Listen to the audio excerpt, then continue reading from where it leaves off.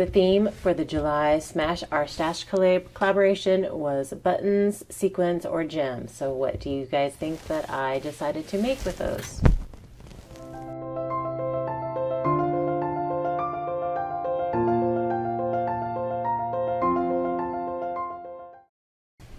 Hey guys, it's Beth. Welcome. Again, the July Smash Our Stash collaboration theme included buttons, sequins, and gems. And the purpose of this collaboration is to make us kind of think about, pull out, and use some of those items that we might hoard or forget about. And buttons are something that I hoard. I have a ton of buttons, and I have purchased buttons, and I'm not sure why, because I don't use them a whole lot, but they are fun to use on occasion. And sequins are something that I don't ever buy specifically, but I have accumulated a lot of them through kits because I tend not to use them a lot when I'm using the kits, and so then I have all the sequins left. So I went probably down a little different path. Most people, I'm sure, made some shaker cards or used these items to decorate up their cards. And I thought about making some scrapbook pages, but again, decided to go down a different path on some ways that I could use a lot of some of these items. So I started out making some layered flowers, which I will use these a lot. I love adding flowers to my scrapbook pages. And so I just took some of the paper flowers that I had and added some buttons for the centers. And then I also tried to create some sunflower-ish flowers. Like I love sunflowers, and we'll add these a lot to my pages as well. So I just took some different yellow flowers that I had, layered them up, and added a brown button center. So these were fun and easy, and these are something that I do pull out and use, and I like that they're already layered, so I don't have to stop and think about that. So continuing on the button theme, I was like, let's see if we can't come up with some decorations for some buttons. So I took to Pinterest, and would have liked to have used some small canvases, like, some of the smaller ones Dollar Tree has, but I didn't have any on hand. So I just went with some blocks. We make decorative blocks for our craft business, so I have a lot of these on hand. So I just took buttons and different green buttons, glued them into the shape of a Christmas tree, added some brown for the trunk, and I added a star button at the top, and then popped in some red ones just they could be ornaments or berries, whatever. So it didn't quite turn out exactly like I thought, but it's cute. I will stick it out as a decoration. And then I decided to work on a heart using pink buttons because I have like several containers of pink buttons, and so I really wanted to use some of them up so I could hopefully consolidate.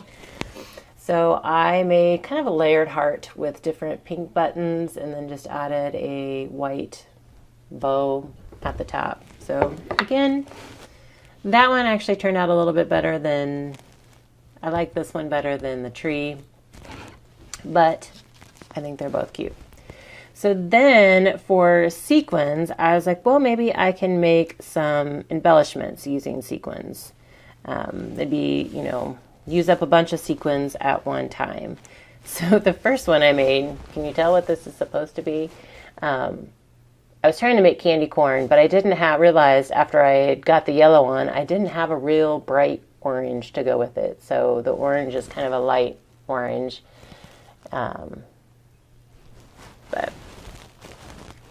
And these, I like how they turned out. They were very tedious. Actually, all of these projects, I don't have a lot of them because they were very tedious and took a long time.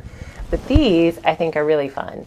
I just took probably about a 2.5 to 3 inch circle die, cut a circle on some white cardstock, and then cut it in half, and then just used different sequins to create some rainbows. And I think these will be fun on a